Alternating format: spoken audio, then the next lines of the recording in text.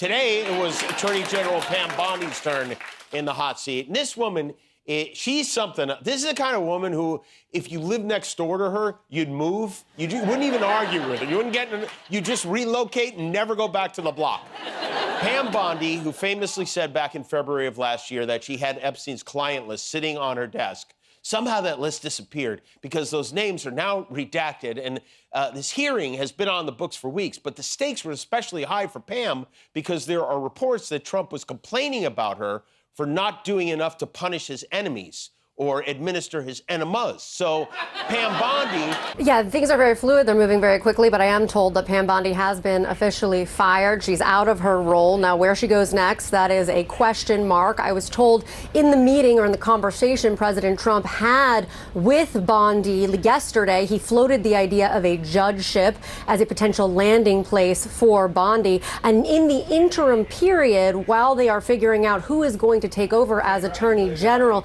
Deputy Attorney General Todd Blanche will step into that role. So he will be serving in the interim. Pam Bondi, though, is out. We had already reported that she was in... Trump's attorney, Todd Blanche, who's definitely not getting paid, by the way, this man was forced to take the opposite of a victory lap on cable news.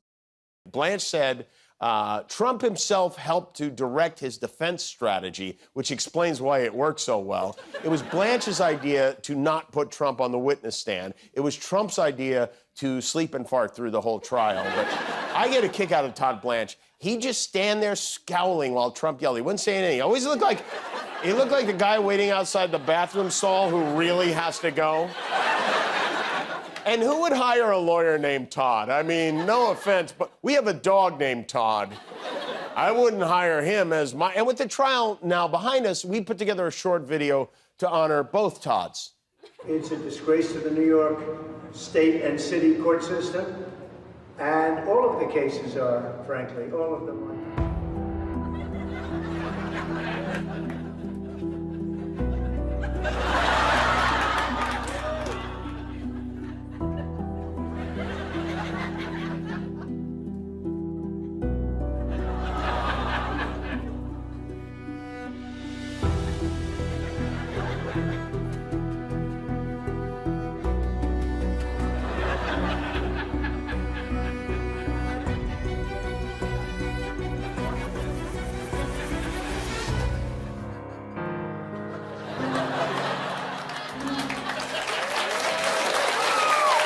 Poor Mike Pence must be so jealous right now. First, just what's your reaction to the news that Trump ousted as Attorney General? Well, I'm afraid that the administration or the president may take the wrong message from this. I mean, her tenure was plainly a disaster, but she did everything that Donald Trump asked her to do. They sacked dozens and dozens of career attorneys just for having worked on the January 6th case. They did everything they could to obstruct the release of the Epstein files. Millions of pages of the Epstein files were withheld by Pam Bondi. They did nothing to try to crack down on the outrageous ICE tactics that were trampling people's civil rights and constitutional liberties in Minneapolis. And so she basically did everything that he asked her to do, and she shouldn't be just the fall person for a series of policies that I think are profoundly infected with unconstitutionality and illegality. So, you know, people have been calling me saying, you must feel great because she called you a washed up loser lawyer during the hearing. And, you know, I have no personal animus towards Pam Bondi, and I understand she was a pretty good prosecutor in Florida, and I hope she can restore her reputation. But going all the way down the road with the corruption in the administration, I think a career killer for a lot of people.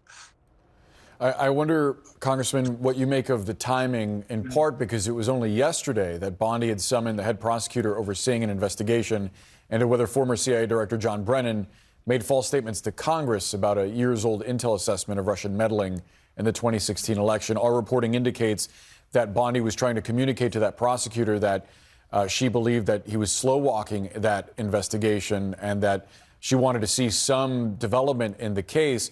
Do you think that the fact that she's been fired makes it more likely that we'll see similar prosecutions in the near future? Well, that's what I'm afraid of.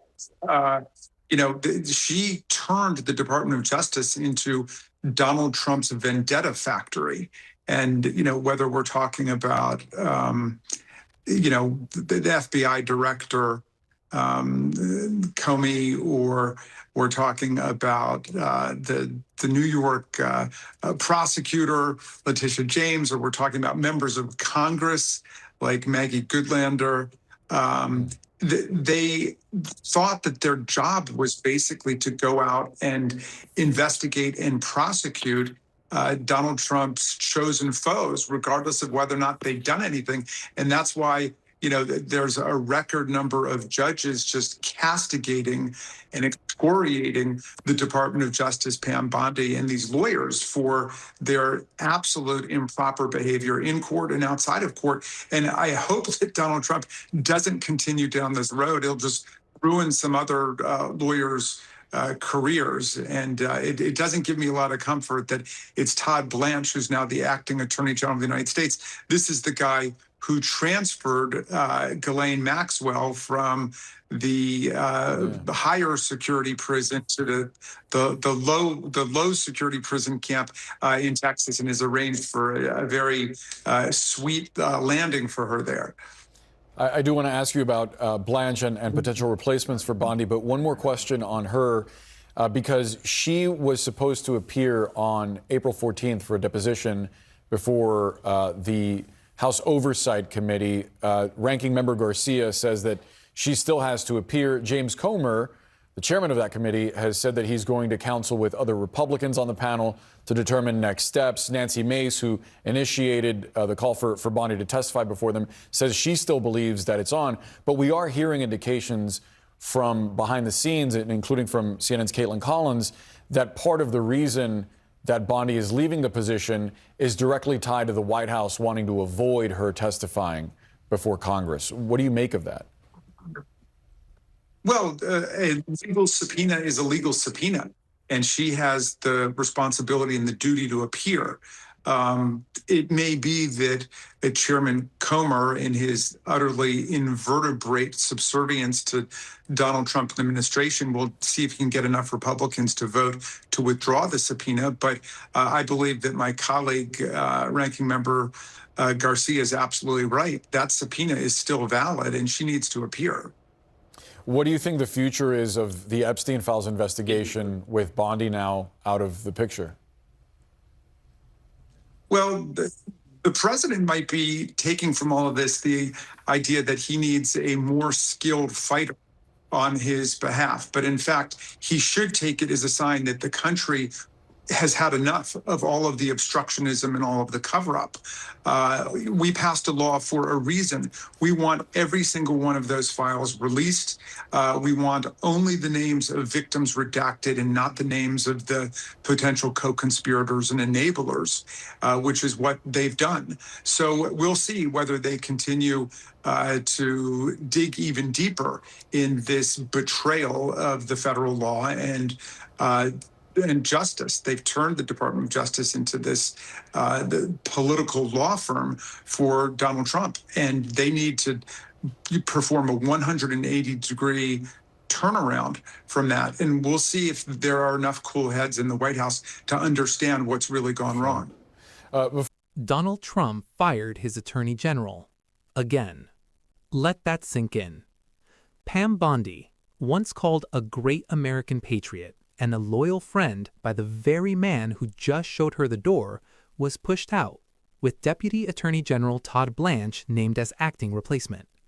No formal explanation, no press conference, just a Truth Social post dripping with the kind of warm praise that in Trump's Washington has always been the kiss of death. Here's what they don't want you to focus on. This isn't just a personnel shuffle. This is a window into how power actually operates inside this administration. Sources say Trump had grown frustrated with Bondi on two very specific fronts: her handling of the Jeffrey Epstein files and the fact that she had not investigated or prosecuted enough of his political opponents. Read that second part again. The President of the United States fired his top law enforcement officer because she wasn't going after his enemies aggressively enough. That is not a functioning democracy. That is a protection racket wearing a flag pin. And the Epstein dimension? It's explosive. Bondi had publicly claimed on Fox News that an Epstein client list was sitting on my desk right now to review, only for the DOJ to later insist no such list existed. She then walked it back with a convenient reinterpretation. The public was misled, and yet she wasn't fired for the lie. She was fired because Trump's base was furious, and he needed a scapegoat. The House Oversight Committee had already subpoenaed Bondi for a deposition as part of the Epstein investigation, and now, conveniently, she's gone. Democrats are right to push back. The subpoena follows the person, not the title. Whether Republican committee members have the spine to agree remains to be seen. This is the second cabinet member Trump has fired in less than a month. A pattern is forming, and it's not subtle. Loyalty in Trump world is not a two-way street. It is a toll road, and when you stop paying in the currency he demands, you're out. Bondi spent a year bending the Justice Department to Trump's political will, and it still wasn't enough. Trump is reportedly considering replacing Bondi with Lee Zeldin, the EPA administrator, a man with no prosecutorial background whatsoever, whose primary qualification appears to be enthusiastic submission to the president's agenda. The message being sent to whoever takes the job next is unmistakable. The Department of Justice is not an institution of law. It is a weapon, and it must be wielded on command. What we are watching, piece by piece, is the systematic dismantling of independent law enforcement in this country. Bondi was never a true check on Trump's power, but she apparently wasn't enough of an accelerant either, and that is the most chilling part of this story. In a healthy republic, the firing of an attorney general under these circumstances would trigger congressional investigations, bipartisan outrage, and sustained public alarm.